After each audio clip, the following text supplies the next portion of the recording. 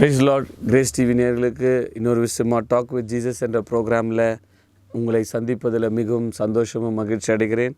கர்த்தருக்குள் பிரியமானலே நீங்கள் ஆஸ்வதிக்கப்பட்டு கிறிஸ்துவுக்குள் நீங்கள் இருக்கிற அந்த பெனிஃபிட்ஸை குறித்து நாம் தியானித்து வருகிறோம். இன் Christ Jesus we are all become a new creation. அதாவது கிறிஸ்து இயேசுக்குள் நம்மளெல்லாம் இயேசப்பா ஒரு புது சிருஷ்டியாக மாற்றிட்டாருங்க. பிரியமானவர்களே, அதை குறித்து இன்னும் 2 வசனங்களை நாம் சில காரியங்களை தியானிக்கலாம். இயேசு கிறிஸ்துவுக்குள் என் வாழ்க்கை இருக்கும்போது அது எவ்வளோ பெரிய ஒரு பிளஸ்ஸிங் இல்லைங்களா? தேவாதி தேவன் தேவகுமாரன் இயேசு கிறிஸ்து மரித்து அடக்கம் பண்ணப்பட்டு உயிரோடு இழந்தவர், அவருக்குள்ளே நம்ம லைஃப் இருந்தால் அது எவ்வளோ பெரிய ஆசீர்வாதம் இல்லைங்களா? பிலிப்பியன்ஸ் சாப்டர் 2 and verses 1 ஆதலால் கிறிஸ்துவுக்குள் யாதொரு ஆறுதலும், பிரியமானவர்களே, கிறிஸ்துவுக்குள் ஆறுதலும் உண்டு. So in Christ we have a comfort, a consolation. பிரியமான நிறைய டைமில் நம்முடைய சுச்சுவேஷன்ஸை பார்த்து நம்ம துக்கம் அடைஞ்சிடறோம், சூழ்நிலைமையில் பார்த்து சோர்ந்து போகிற நேரத்தில் கிறிஸ்துவுக்குள் நமக்கு ஆறுதல் உண்டு. ஆண்டவர் என்ன பண்ணுறாரு?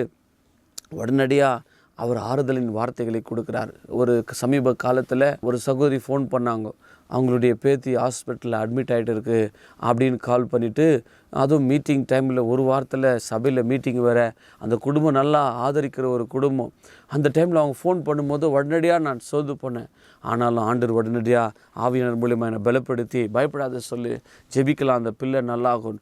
உடனடியாக நாங்கள் ஜெபித்தோம், அவங்களுக்கு ஆறுதல் சொன்னோம். ஜெபித்து 20 நிமிஷத்தில் அந்த குழந்தைக்கு அந்த வெயினில் குளுக்கோஸ் போட்டு நல்லா சுகமடைஞ்சு பலனடைந்து டிஸ்சார்ஜும் ஆகிட்டாங்க ஒரே நாள்.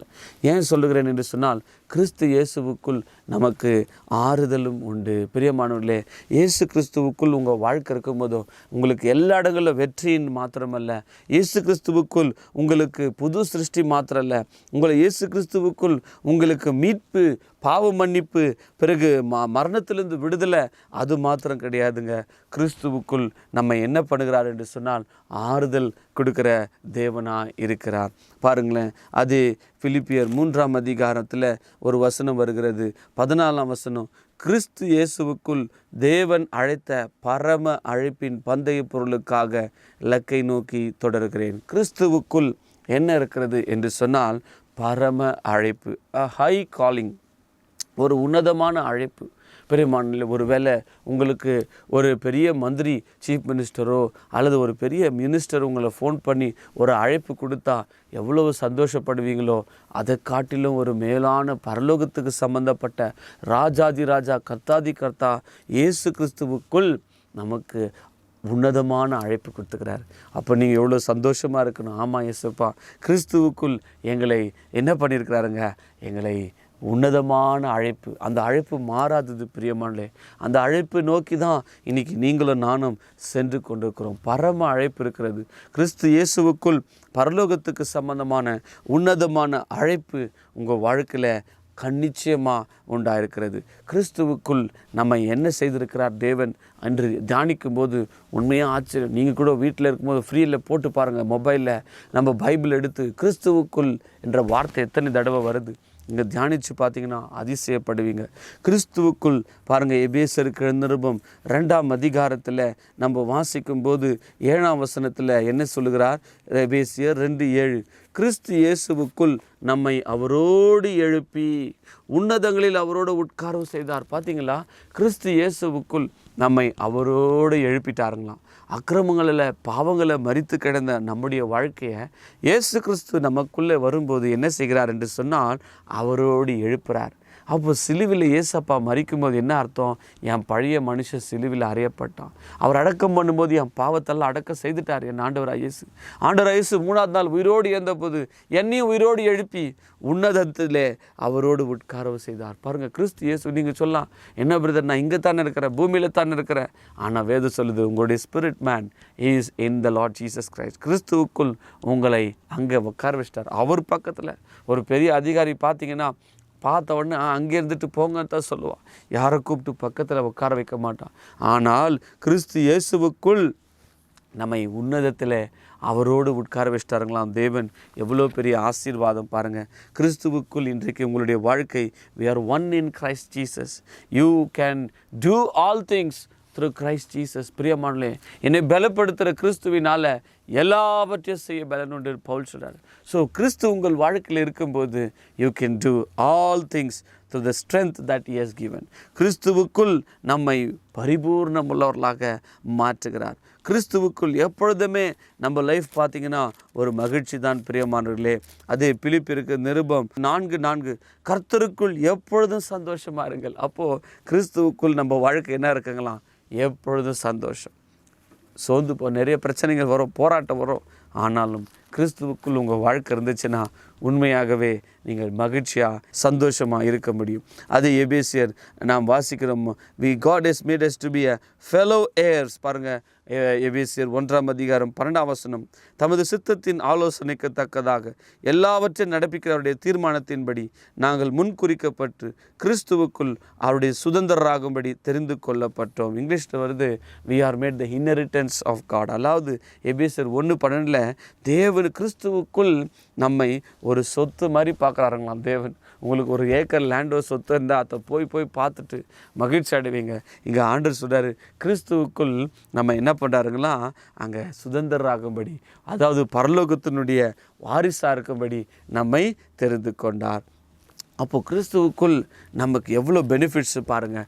அதே கலாத்தியருக்கு நிருபம் 2 நம்முடைய வாழ்க்கை கிறிஸ்துவுக்குள் வரும்போது ஒரு பெரிய ஆசீர்வாதம் உண்டு. கலாத்தியர் 2:4 கிறிஸ்து இயேசுவுக்குள் நமக்கு உண்டான சுயாதீனம். So there is a liberty in Christ Jesus. கிறிஸ்துவுக்குள் உங்கள் வாழ்க்கை வந்துச்சுன்னா உங்களுக்கு ஒரு விடுதலை. கிறிஸ்துவுக்குள் உங்கள் வாழ்க்கை வந்துச்சுன்னா எந்த அடிமைதனம் உங்களுக்கு கிடைக்காது. எல்லா அடிமைதனத்தின் ஆவியை நம்ம ஜெயிக்க முடியும். ஏன்? கிறிஸ்துவுக்குள் எனக்கு சுயாதீனம் உண்டு, ஃப்ரீடம் உண்டு.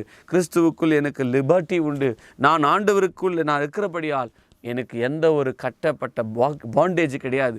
கிறிஸ்துவுக்குள் நீங்கள் அடிமை அல்ல, கிறிஸ்துவுக்குள் நீங்கள் பிள்ளைகளாக இருக்கிறீர்கள். பிள்ளைகள் மாத்திரம் அல்ல, அதே கலாத்தியரில் சொல்கிறாருங்க, நாம் வாரிசுகளாய் இருக்கிறோம். யாருக்கு வாரிசுங்க?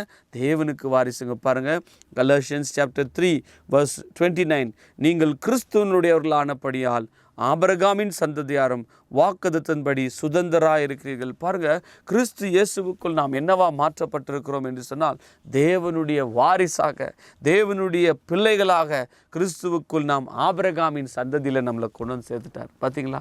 எவ்வளோ நான் கூட யோசிப்பேன், அந்த காலத்தில் ஆபிரகாமுடைய சந்ததியில் பிறந்திருந்தா நல்லா இருந்துக்குமே, ஆபிரகாம் மனுஷன் ஆஸ்வதிக்கப்பட்டதே. ஆனால் வேதம் சொல்லுது, கிறிஸ்து இயேசுக்குள் நீங்கள் வந்துட்டீங்கன்னா யூ ஆர் ஆப்ரஹாம்ஸ் சீட். நீங்கள் ஆபிரகாமுடைய சந்ததியாக மாற்றப்பட்டு தேவனுடைய பிள்ளைகளாக, தேவனுடைய புத்திரராக, தேவனுடைய வாரிசுகளாக மாற்றப்பட்டோம். 2 கொரிந்தியர் 5:20 சொல்லுது, கிறிஸ்துவுக்குள் நம்ம என்ன பண்ணியிருக்கிறாருங்க, ஆனப்படினால் தேவனானவர் எங்களை கொண்டு புத்தி சொல்கிறது போல நாங்கள் கிறிஸ்துவுக்கு ஸ்தானாதிபதிகளாக இருந்து. So you are ambassadors in Christ.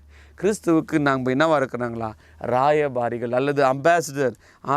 ஒரு நாட்டினுடைய அம்பாசிடர் எவ்வளோ வேல்யூவோ, அந்த தேசத்தினுடைய காரியங்களை, பரலோகத்துக்கு சம்பந்தமான தேசத்தினுடைய ஆசீர்வாதங்களை சொல்லக்கூடிய அம்பாசிடராக நீங்களும் நானும் இருக்கிறீங்க. தேவ ஜனங்களுக்கு நன்மை செய்கிறவர்களா நீங்கள். ஒரு அம்பாசிடருடைய வேலை என்ன? அந்த தேசத்தில் நம்முடைய நாட்டில் இருக்கிற காரியங்களை கொண்டு போய் அந்த தேசத்தில் அவர் சொல்லுவாருங்க. பிறகு எங்கள் தேசத்தில் இதெல்லாம் இருக்கிறதுன்னு சொல்லுவார். அங்கே இருக்கிற நம்ம தேசத்து ஜனங்களுக்கு உதவி, ஏதாவது ஒரு பிரச்சனைனா அந்த அம்பாசிடர் தான் மீட் பண்ணுவாங்க. அதே மாதிரி இயேசு கிறிஸ்துவுக்குள் நம்மை பரலோகத்தினுடைய அம்பாசிடர்ஸாக மாற்றின தேவனுக்கு ஸ்தோத்திரம். கிறிஸ்துவுக்குள் நமக்கு வெற்றியை கொடுத்த தேவனுக்கு ஸ்தோத்திரம். ஸோ நம்மை கிறிஸ்துவுக்குள் என்னென்ன செய்திருக்கிறார் பாருங்கள்.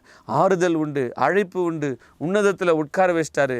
நம்ம எல்லாவற்றையும் கிறிஸ்துவுக்குள் செய்ய முடியும். கடைசியாக 1 தீமோத்தி 1:14 ஒரு வசனத்தை நான் வாசிக்க விரும்புகிறேன். 1 தீமோத்தி 1:14 நம்முடைய கர்த்தரின் கிருபை கிறிஸ்து இயேசுவின் மேலுள்ள விசுவாசத்தோடும் அன்போடும் என்னிடத்தில் பரிபூர்ணமாய் பெருகிற்று. ஸோ கிறிஸ்துவுக்குள் உங்களுக்கு கிருபை பெருகும், கிறிஸ்துவுக்குள் அன்பு பெருகும், கிறிஸ்துவுக்குள் உங்களுக்கு பரிபூர்ணமான ஆசீர்வாதம் பெருகும். பிரியமானவர்களே, கிறிஸ்துவுக்குள் நம்மை எல்லா இடங்களிலேயும் வெற்றி சிறக்க பண்ணுகிற தேவனுக்கு ஸ்தோத்திரம். கிறிஸ்து இயேசுவுக்குள் நம்மை எல்லா இடங்களிலேயும் வெற்றி கொடுக்கிற தேவனுக்கு ஸ்தோத்திரம்.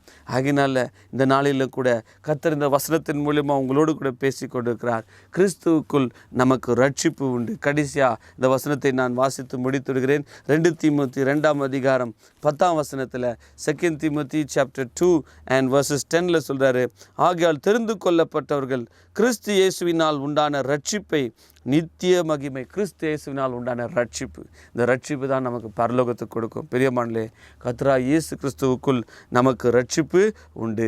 கர்த்தராகிய இயேசு கிறிஸ்துவுக்குள் உங்களுக்கு ஆறுதல் உண்டு. அவர் இரத்தத்தின் மூலமாக மன்னிப்பு உண்டு. அவர் இரத்தத்தின் மூலமாக நம்மை உன்னதத்தில் தேவனோடு கூட கொண்டு போய் உட்கார வச்சார். பாருங்கள், எவ்வளோ ஆசீர்வாதம். கிறிஸ்துவுக்குள் இந்த நிகழ்ச்சியை பார்த்து கொண்டிருக்கிற உங்களுக்கு கூட கிறிஸ்துவுக்குள் நாம் எல்லாம் ஒன்றாக இருக்கிறோம். கிறிஸ்துவுக்குள் உங்களுக்கு விடுதலை உண்டு. கிறிஸ்துவுக்குள் வெற்றி உண்டு.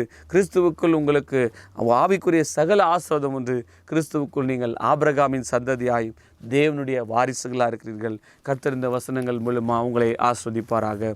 பரலோக பிதாவே, உமக்கு ஸ்தோத்திரம். இயேசு கிறிஸ்துவின் நாமத்தினால இந்த அருமையான நிகழ்ச்சியை பார்த்து கொண்டிருக்கிற ஒவ்வொரு தேவ பிள்ளைகளோடு நீர் பேசும்படியாக ஜெபிக்கிறோம். ஹல்லேலூயா, உம்மை துதிக்கிறோம் ஆண்டவரே. வானாதி வானம் கொள்ளா தேவனே, உம்மை ஸ்தோத்திரிக்கிறோம். கிறிஸ்து இயேசுவுக்குள் எங்களை எல்லா இடங்களிலும் வெற்றி கொடுத்து வருகிறீர்.